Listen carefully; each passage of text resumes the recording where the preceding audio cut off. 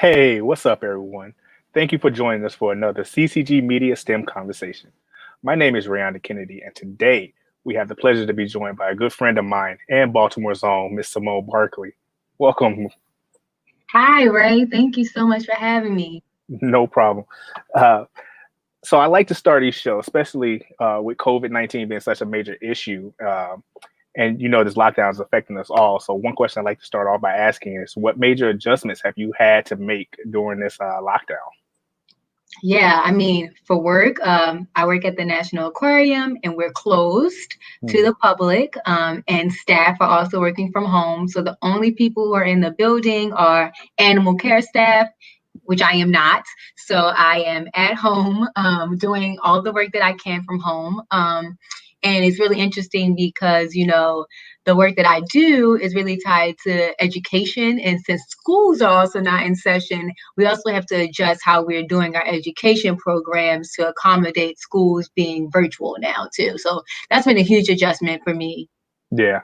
What about any cool habits or anything keeping you busy? I know myself, and we talked about this. I've been watching a lot of Instagram versus battles and other people, just trying to stay busy on Instagram. What's been keeping your attention?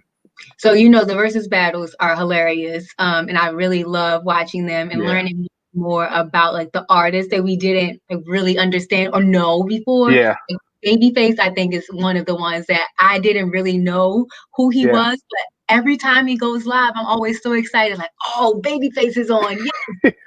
Yeah, And Babyface is, if you don't know, probably wrote every song you've ever listened to. So, but exactly. the cool thing about those shows is not the music. It's Yeah. literally everything that can go wrong does go wrong, and it just looks like a bunch of people who has no idea what the internet is trying to figure it out. Yeah, they'd be like, "How do you pin it?" It's hilarious. It's Yeah. so funny. So I've been watching those versus battles. I've also been trying to grow food from scraps. This is Ooh. something that I've gotten into recently. Mhm. So I tried to grow an onion just from like the bottom of an onion. You can regrow one. You don't have to go buy onions all the time. So Mhm. I try to do that. I also started growing some other plants in my windowsill, and I'm about to transplant them and move them outside. So hopefully I get some really cool plants and herbs and vegetables for me to eat this summer. That sounds really exciting. I'm gonna have to get some of those tips because Yes, grocery bills and lockdown go up. I'm gonna need to start growing some of my own stuff. that's right. That's right. So, Simone, like I said, you're a good friend of mine and my wife, and I feel like I know you very well. But for the audience, why don't you just give a little background about yourself? Sure. So, again, I'm Simone and I'm from Baltimore here, Baltimore City, born and raised. And I've always been interested in marine science. It has always been something that has really excited me. And honestly, it sparked my interest when I was really young, and I didn't even know what marine science was, to be honest. We grew up in Cherry Hill. My mom grew up there. I grew up there. And there's like a little hill that was behind our house, and then there's a park. It's Middle Branch Park. And if you have ever been to Baltimore, we have like an inner harbor and there's a body of water that you see. So that is actually the Patapsco River. And so I didn't know it was the Patapsco River, right? I didn't know that it led to the Chesapeake Bay.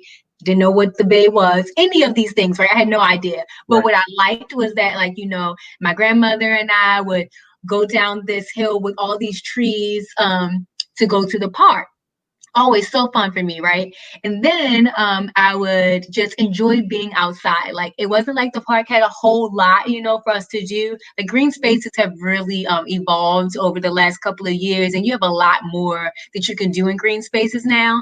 But back then, when I was younger, at that particular park, there wasn't really a whole lot that I was doing. We were just like sitting on the bench or like rolling down the hill, and that was good enough for me, right? Like Yeah.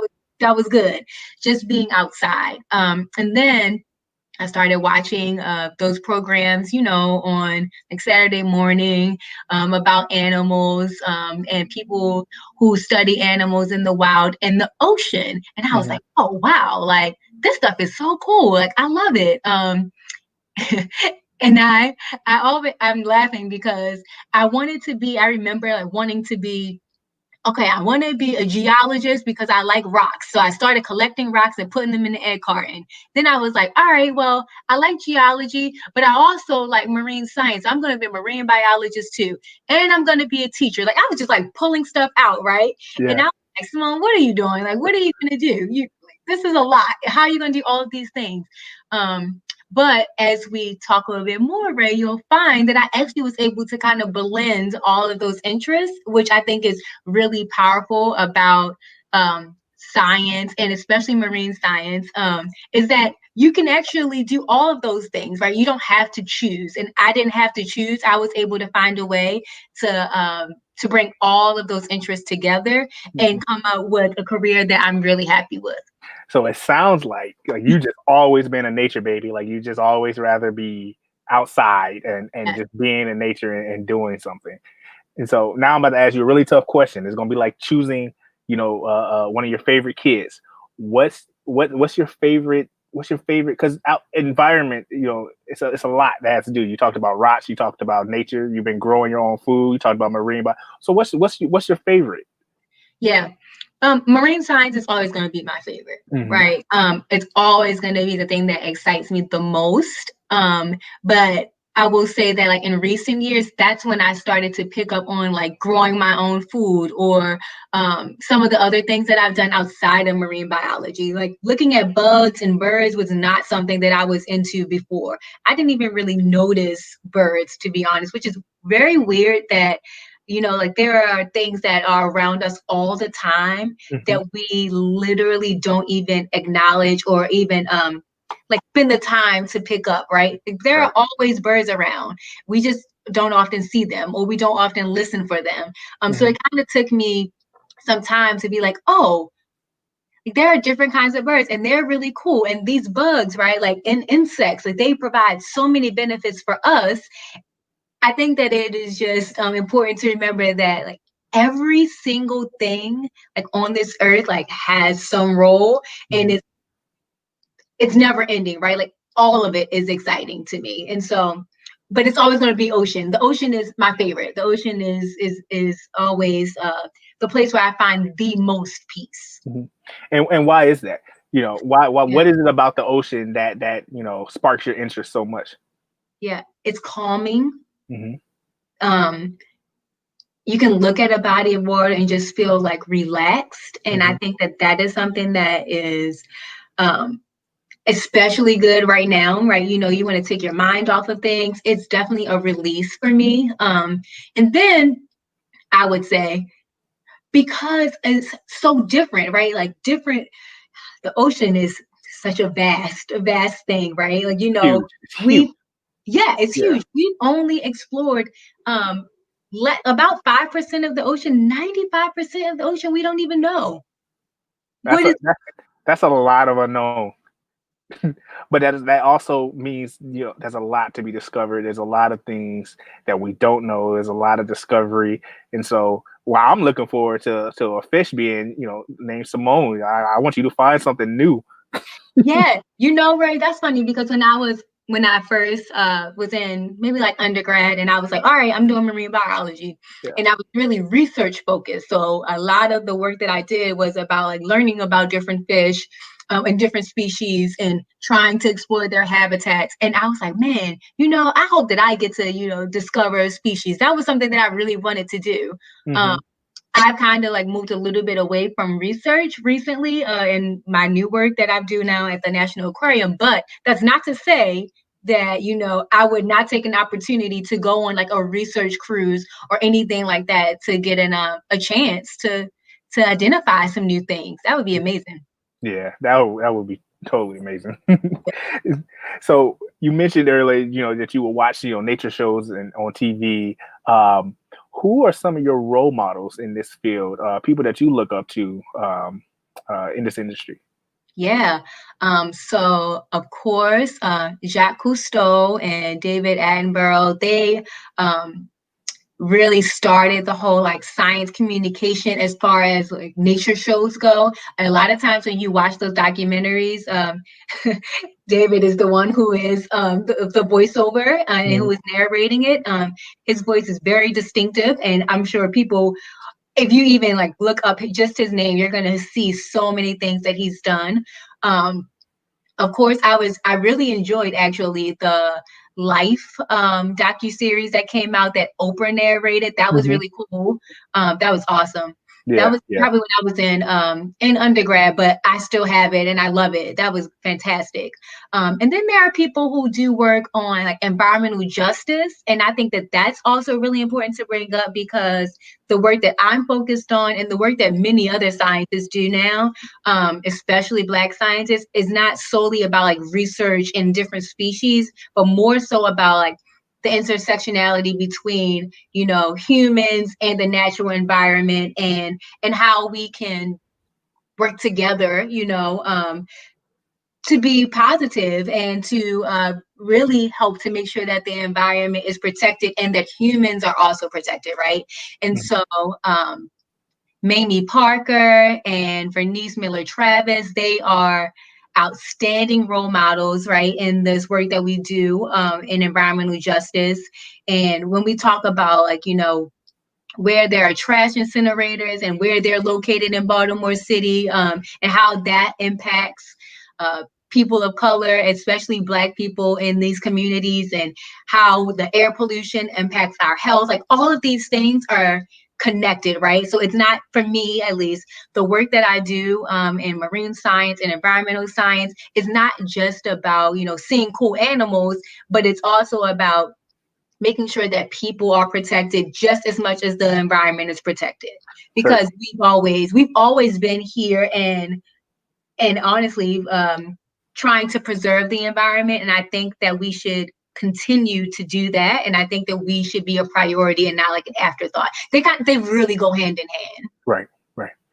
So I'm gonna change gears just slightly Okay. because I grew up in South Side Chicago, uh, majority black neighborhoods, and I know that there's many stereotypes about blacks in nature and doing outside activities, things like I can't tell you how many times I've heard black people don't swim or we don't camp or do things hiking or different things like that, and part of that is because I grew up in the city, forest preserves or anything close by. But it's just these stereotypes that black people don't do these types of things. But I know that you went to Hampton University, which is a HBCU, and you studied this. And so I kind of want to ask about what was your experience like, studying for a field that was majority white, much like every STEM field. But what was it like studying at an HBCU for a field that was very underrepresented uh, once you graduate? Yeah. So the marine science department at Hampton was very small, I Mhm. would say. I mean, we could count the number of people that were in our department. I would probably think when we first started, we maybe had 15, and that's probably generous. Mhm. We graduated with probably maybe 7 of us. Mhm. Um, so very small, right? And I think that it was nice that it was actually small because we were able to help one another along so much. Our professors really cared about us and were able to spend a lot of time pouring into us, which was really meaningful. And I wouldn't trade that for the world. We had It's interesting. Even though we were at HBCU, we had one Black professor in our department, Dr. Deidre Gibson. And this is funny. Recently, I was like looking through some old stuff that I had from my classes when I was in undergrad, and I wrote some assignment that she had given me. And at the top of the assignment, she was like, "Do you think that this is good enough for a Black woman in marine science, a field where there aren't many of us? You always have to stand out and do your best." And I was like, Mm. back then, I was probably like, "Man, I'm just trying to submit this work, girl, and move on." But when I looked at it recently, I was like, wow, like, she was telling me something that I really needed to know. And Yeah. I think that it was timely. Honestly, I'm glad she, hit me to it from the beginning, because it is so true that this field is definitely dominated by white people for sure. But there are more Black people than we think in the environmental space. I mean, like, there's a decent number of us out there. I'm in the group actually called hashtag Black AF in STEM. And and I love it because there are people in so many different disciplines, right? Like you were talking about how you just mentioned how, I went through geology and marine science and all these different disciplines, Mm-hmm. and we are represented across the board. And people who are doing outstanding work on sharks, on rays, on bacteria, on birds, on insects. I mean, on things that I don't even understand, right? Like things Mm-hmm. that I don't even really know about.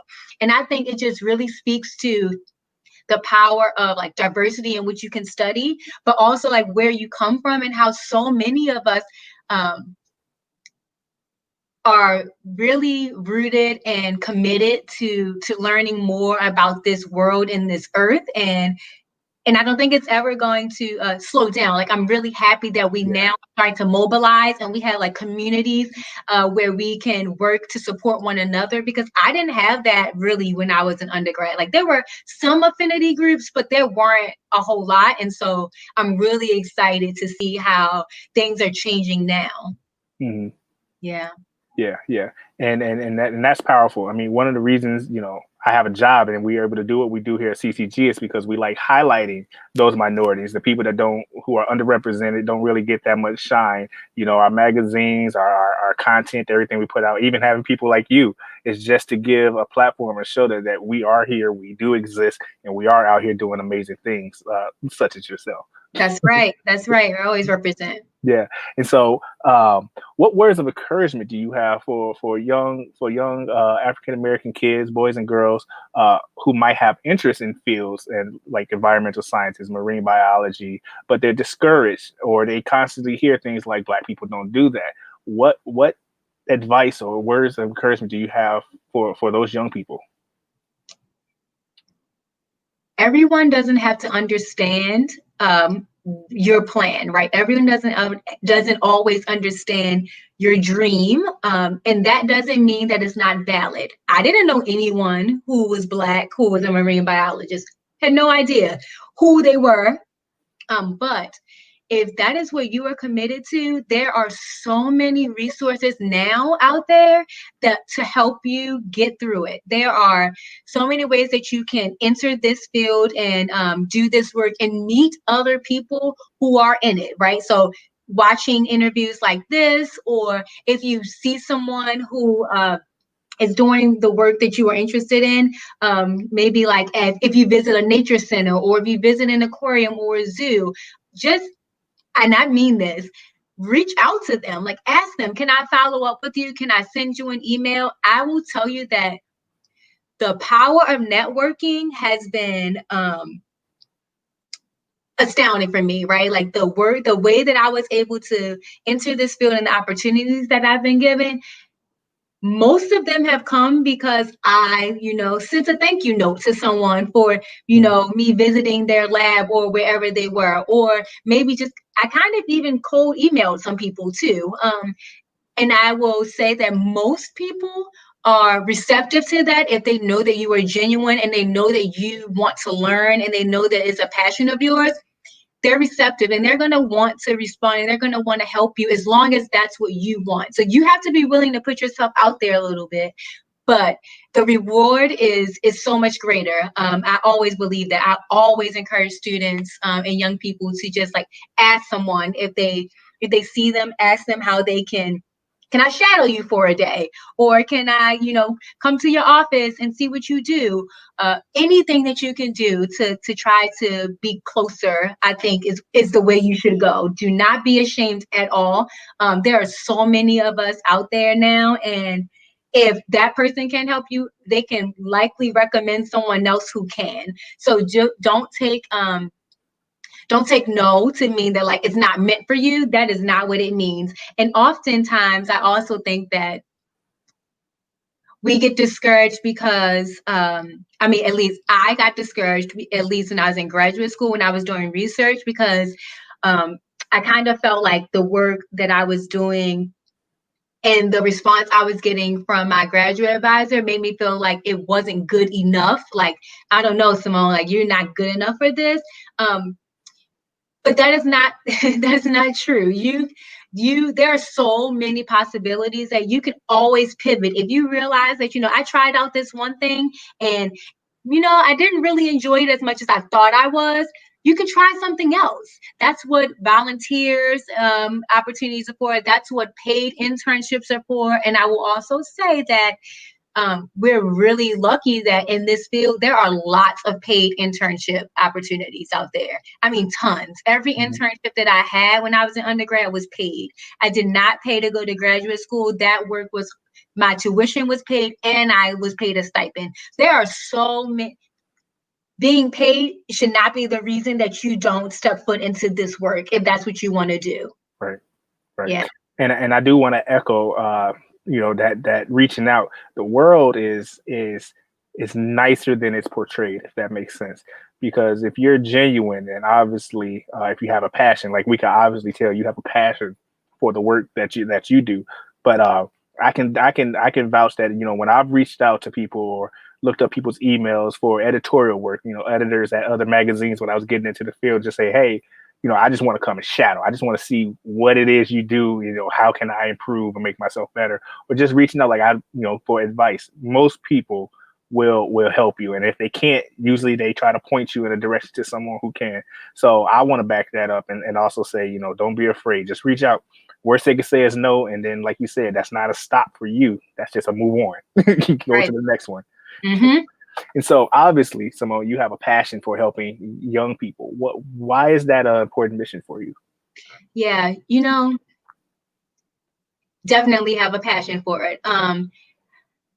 When I was growing up in Baltimore, like I said, I didn't see anyone really who looks like me who was doing this work. And I decided to, it's funny, it's ironic, but I decided to volunteer at the National Aquarium when I was in high school. And really, that is what solidified my decision to study marine biology. But when I was a volunteer at the aquarium, um, I was an exhibit guide. So I was stationed at the different exhibits and I had to talk to people and tell them, what they're seeing in each of our exhibits.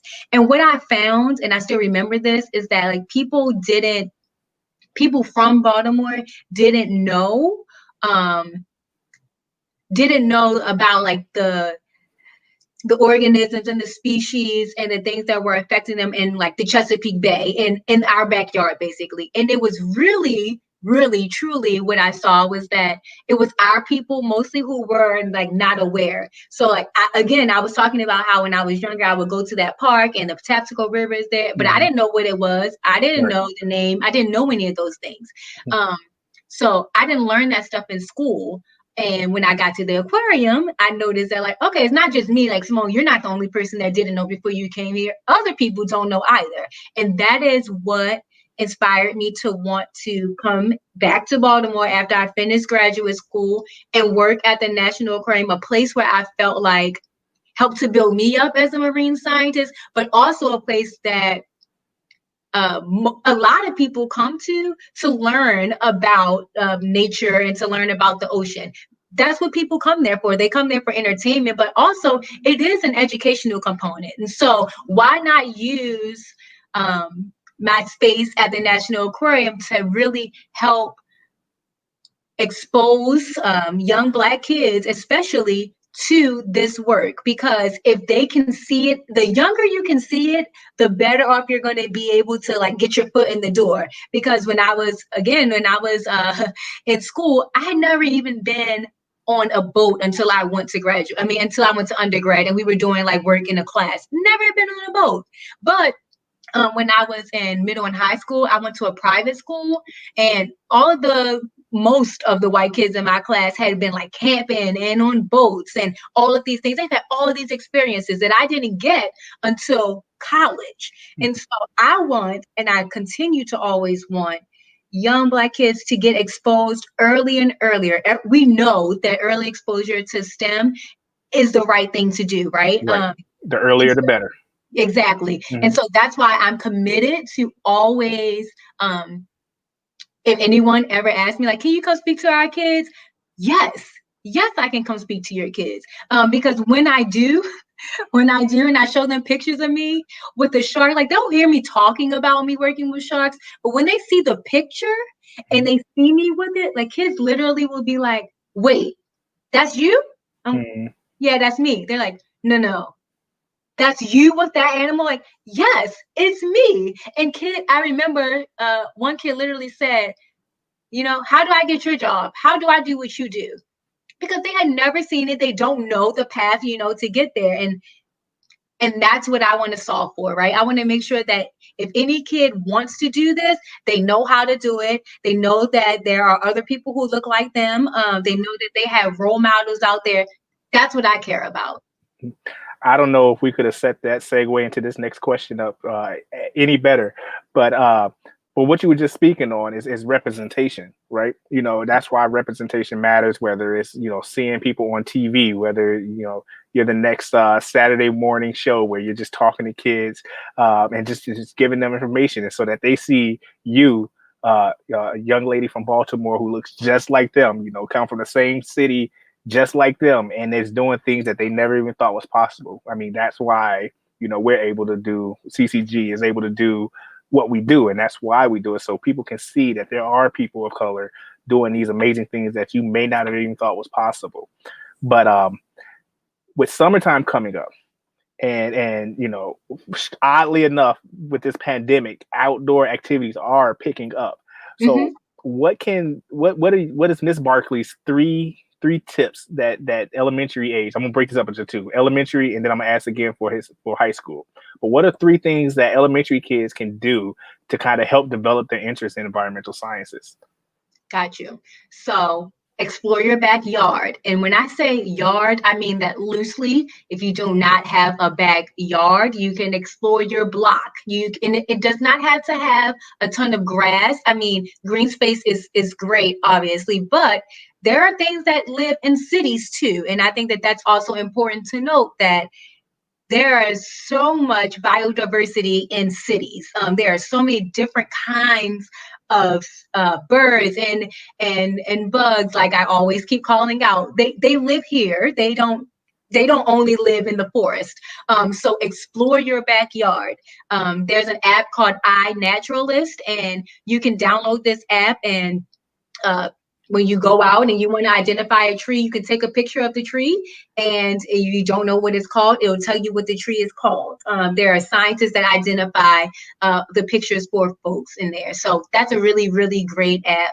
And I would also say you can build your own bird feeder. That's something that's really fun. And when I say build your own, you can do it from a toilet paper, from like the toilet paper roll. So after you've used all the toilet paper, you can just leave the paper roll right there, and then you can make your own bird feeder and hang it, from, if you have an apartment and you have like a balcony, you can hang it from there. You can hang it from your porch. You can hang it from anywhere, really, and watch and see what comes to visit you from eating off of your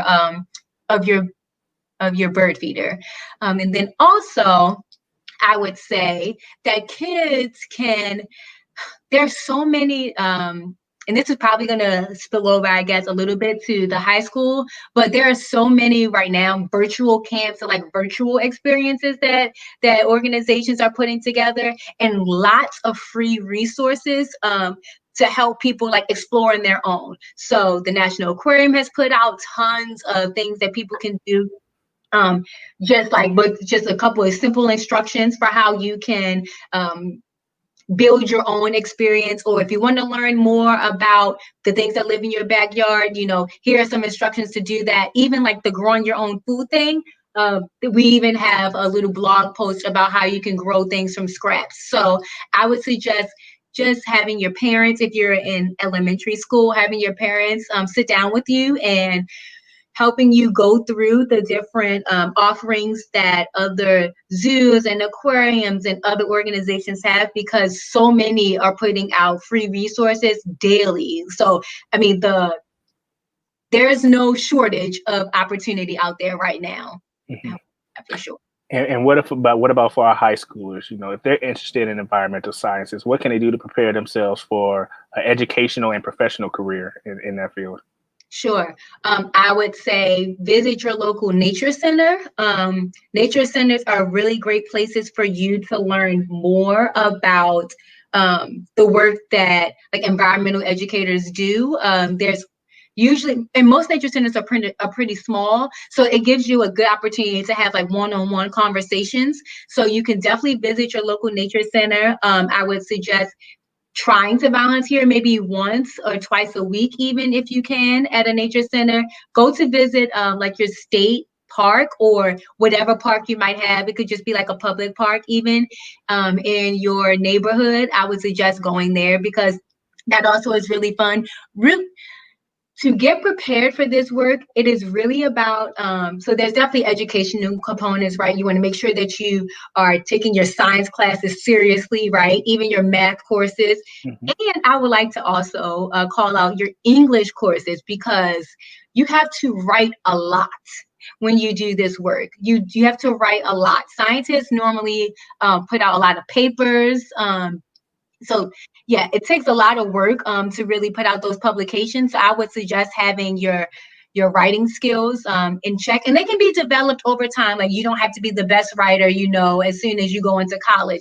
Use your high school career to help you develop them. Hmm. But then I would also add that it's about getting experience, like just being out in nature and going to see what's there. That I think is what's really meaningful, because you can learn so much just from like watching, right? Just from watching um, a tree for a certain number of minutes, right? You're going to make observations. So just get into the practice of making different observations and recording data. I think that that's also really important, especially if you want to be a scientist who focuses on research and even on science communication, because SciComm is really big right now too. Hmm.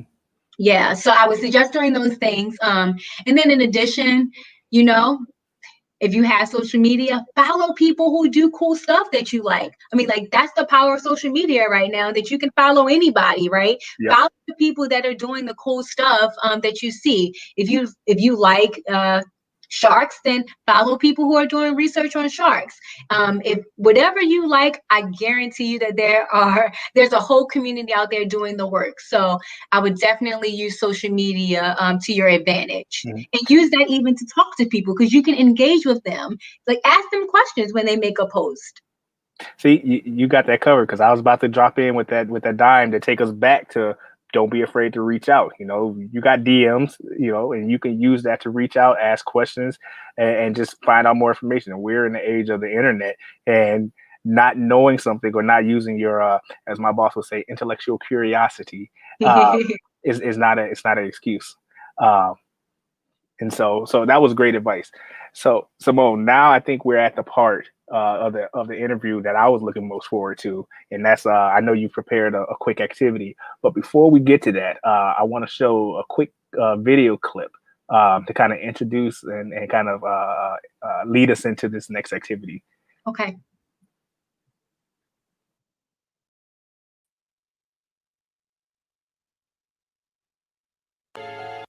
In the dark of the deep ocean live creatures that could practically come from another world. They are fascinating, beautiful, and mysterious.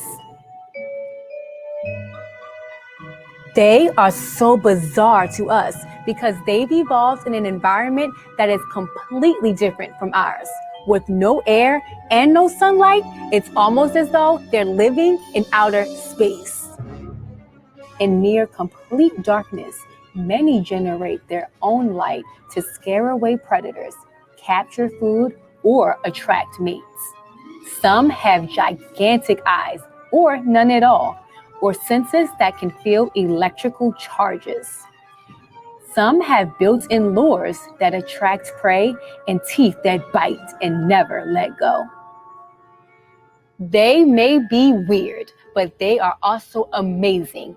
Join us in their world as we creep into the deep.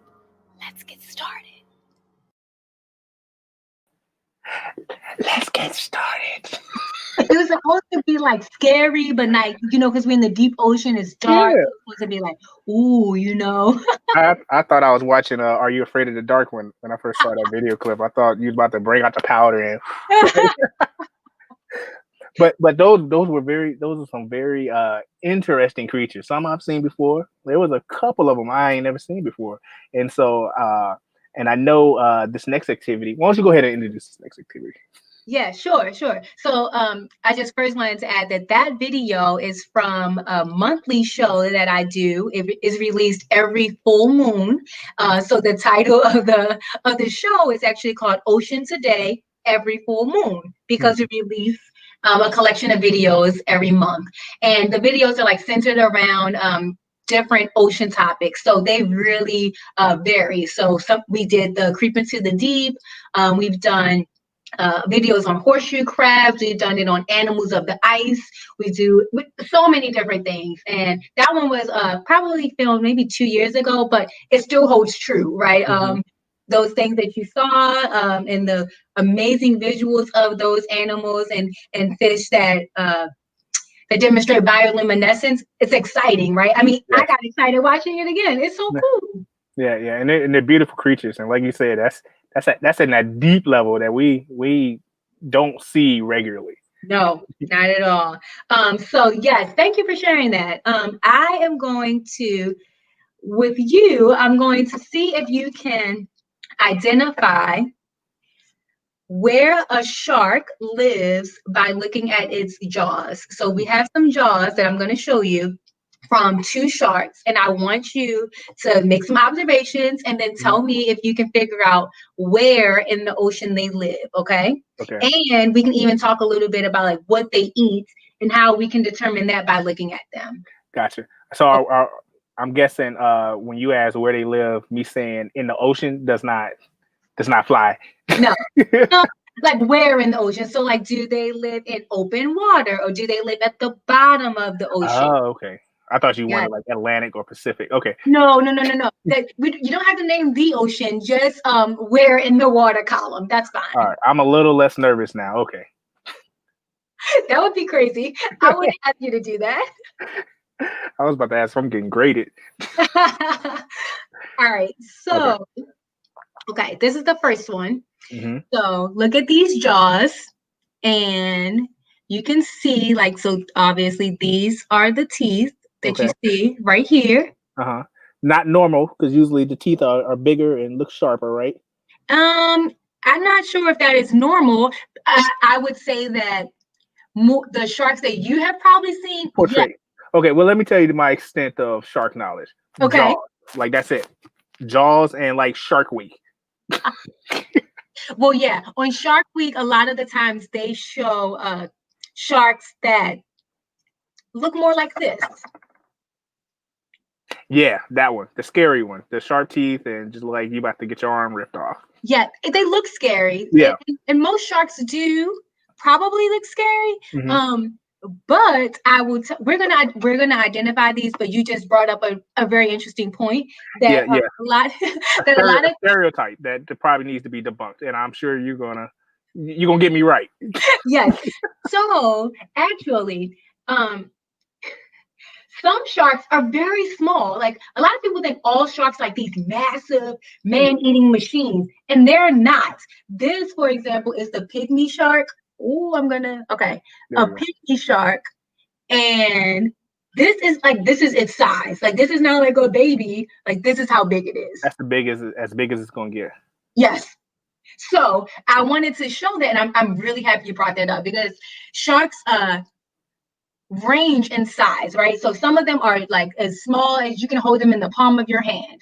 Others are much larger, and there's no way you would ever be able to pick them up, like the whale shark, which is the largest one. And so we are going to on par with that, we're going to talk about the jaws of these sharks because Wait. Hold on. Let me get back to the guess. So what are my options again? In open water or? Okay, do you think it lives in? What do you think it eats? Let's start there. What do you think this shark eats by just looking at its teeth? I want to say it's got to be something even vegetarian or very small because the teeth aren't big, and so I'm guessing it's not needed to. It's not going to be chowing down on something very tough. Okay, that's a good observation. Mm-hmm. So that's a good observation. So they actually eat things. They use these teeth to crush. So, like, what kinds of things would a shark eat that they have to crush? Shellfish. Ah, yes, exactly. Crabs. Mollusks. Yes, yeah. exactly. Things with a shell. Perfect. So, if they eat things with a shell, where do things that have a shell live? Like, where do you only on the ground?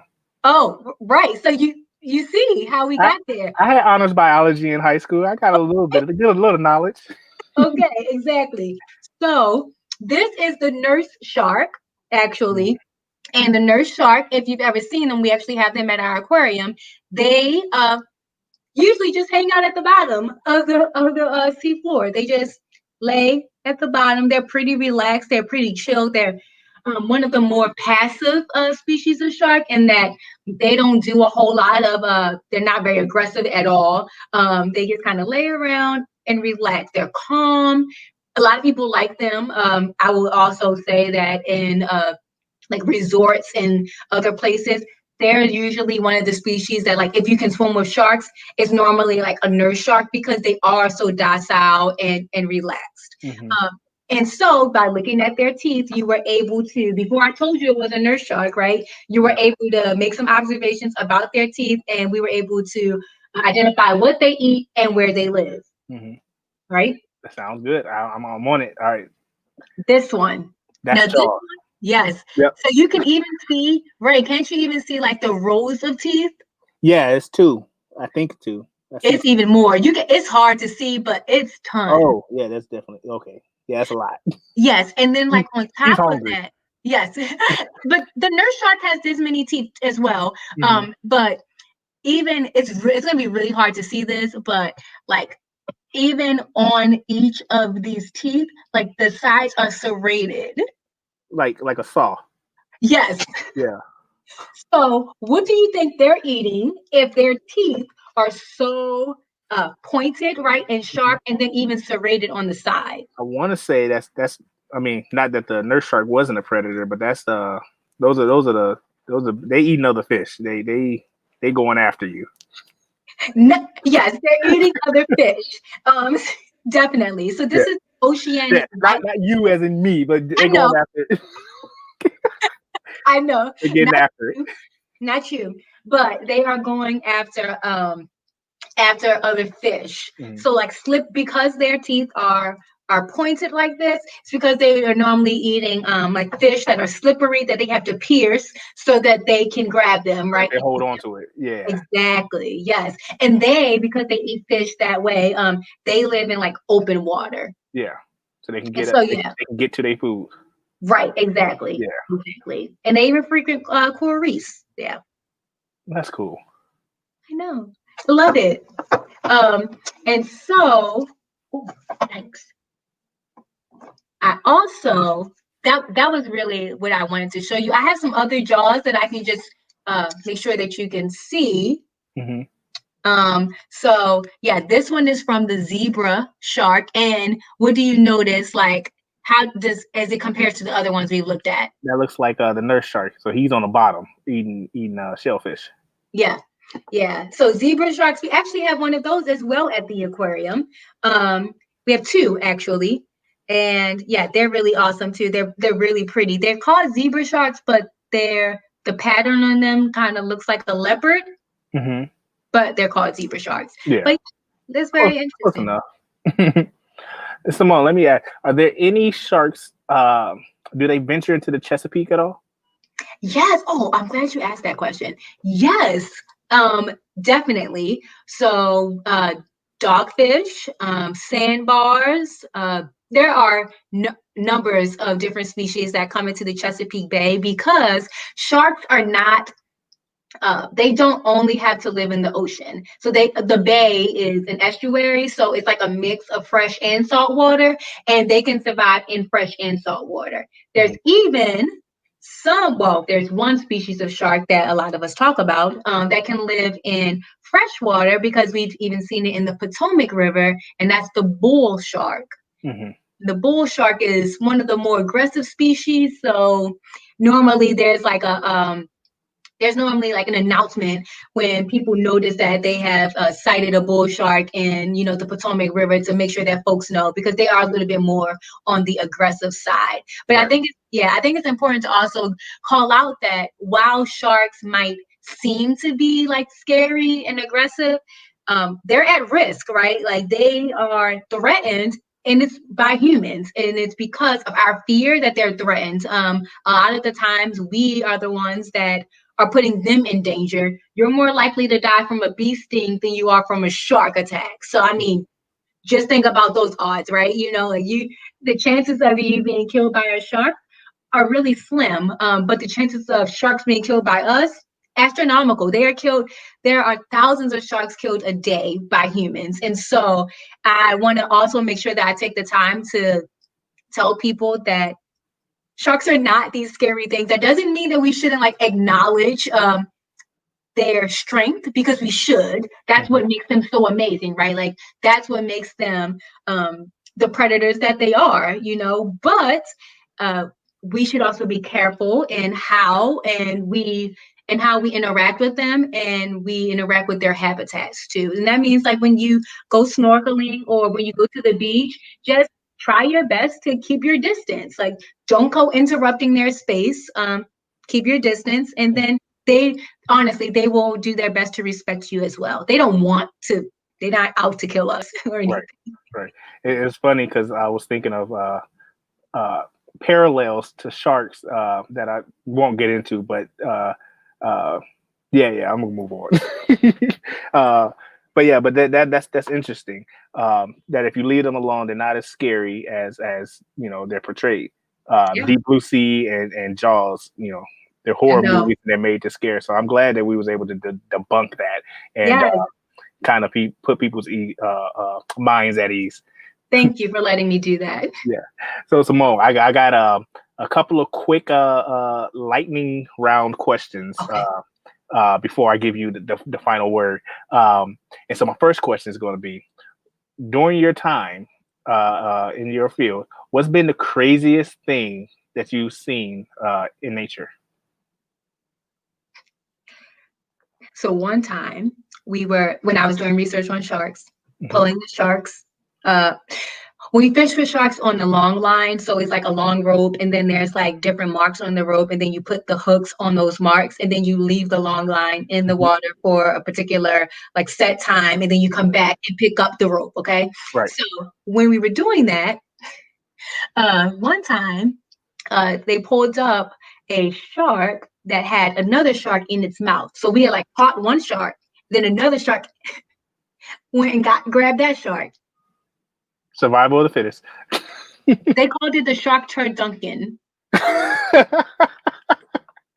It even made news outlets because people were like, "What? This is crazy." Yeah, if you search it, I bet you could find it, like shark turducken in Delaware Bay. That's where I did the research. Crazy. And that's one of them sharp teeth open water sharks, I'm sure. The smaller shark was I believe was a dogfish. So but the larger shark was a sandbar, and yes, it was a big sandbar. Yeah. Second question: what's the most beautiful thing you've seen? Ray, this is a hard question because I don't know if I can tell you one thing that was the most beautiful. And I mean that I would love to give you one answer. Well, don't pick. Let's not say most beautiful. What was a beautiful? A beautiful thing. Yeah. Okay, sure. So I went on this shark and whale expedition maybe like 3 years ago, and I got to see a mola like swimming on the surface of the water. It's a sunfish, but like they look really interesting. They're big, but they are kind of flat. Yeah. They're very interesting fish. You should look them up so you can see what they look like. And I got to see one swimming like on the surface. It was so cool. It was fantastic. That was really exciting for me. That's cool. I'm gonna have to look that up. Yeah. And then my last question before I give you the final word: how can people be more involved in helping to preserve the environment? You know, what can they do in their neighborhoods or around their home? Yeah. You can grow your own food, like I'm trying to do. You can skip the straw, of course, if you can. I often like give my friends extra straws because we have so many now because metal straws are like such a huge thing. You can skip the straw. You can use reusable water bottles. I often always tell people to use reusable water bottles. If you can, use a Brita filter or some kind of filter, and just keep refilling your water bottle. I would also suggest unplugging things when you leave a room, turning off the lights when you leave a room, keeping your temperature. Like most like cities or like your electrical company, like they have guidance on how you can keep your temperature regulated so that you don't increase your energy. And so I would definitely encourage people to do that. That even includes like getting shades or blinds or curtains. Those even help to help regulate your home's energy. I mean, the list goes This is a lot. and on and on. But yeah, those are some really simple things. Take a reusable bag to the store. You can make your own reusable bag out of a t-shirt in just a few easy steps. I've done it, and I often share like instructions for how to do it. It's pretty easy and it's fun. Yeah. We got to have you back, and we just got to do some just experiments, and I'll get some tools or something, and we just do it together and just show everybody how easy it is. Because I did, I think I've seen your t-shirt bag, and it's very very, very handy. Yes. And you can wash it, and that's really cool too. Yeah, and you probably carry a lot more. It's very, very useful. Mm-hmm. But Symone, thank you. I want to give you the chance to leave our audience with a final word and just kind of give them some words of wisdom, or maybe even speak to young people and just give them some words of encouragement. The floor is yours. Well, I just really want to say that every time I'm asked to do things like this, it's always it's always an automatic yes for me. Number one, it was always an honor because I don't have all the answers at all, but I am always willing to share my path and what I've done with anyone else, right? And I'm always willing to learn from others too. And so I would just encourage you to, whatever you want to do, like don't put a limit on yourself. Even if you are not sure how to get there, just know that if you can identify starting out with just like a handful of people who you think might be able to give you some answers, start that way, and you would be surprised how like doors and opportunities open for you. And I am not saying that like it means that it's easy, because please don't be confused and think that like my path was easy or just like straight and there were no bumps on it, because that is not true at all. I mean, it's the furthest thing from the truth.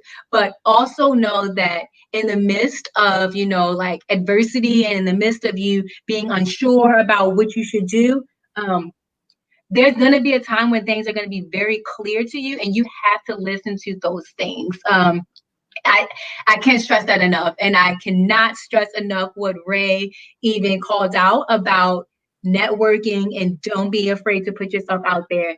The very first internship I got was because I just sent a thank you note. All I said was thank you. And someone was like, oh, well, do you want to do this paid internship? And I'm saying that as an example so you know the power of you just using your voice.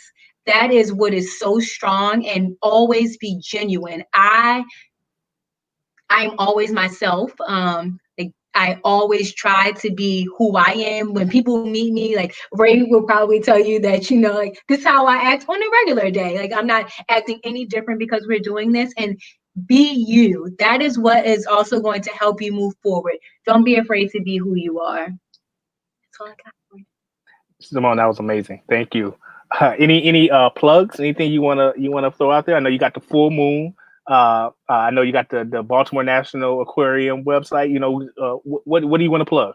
Yeah, so definitely Ocean Today every full moon, the NOAA show that we do every month. You can follow them on Twitter. Then there's also, of course, the National Aquarium. You can follow National Aquarium on Twitter and social media and Instagram. We have so many different opportunities, even for youth and kids in our programs. I lead the education programs there, and so we have like camps and all kinds of opportunities for young people. So please check out our website. This year is a bit of a tricky year, but on the normal, yes, you can find so many things there. And then you can follow me on Instagram and Twitter at Scientist Symone. I normally post about cool things like sharks or whatever it is, even some of the tips about sustainability, like Mhm. making your own t-shirt bag or growing your own food.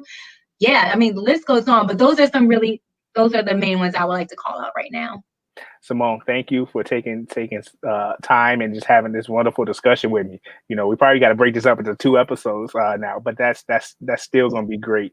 But thank you, and I also want to thank everyone who's watching this video. If you enjoyed this conversation, feel free to leave us some comments, share the video, and just let us know what you think. Also, if you haven't had a chance, be sure to check out our publication websites. That's blackengineer.com, hispanicengineer.com, and womenofcolor.online. Again, that's going to do it for today. My name is Rayonda Kennedy. Until next time, take care and stay safe.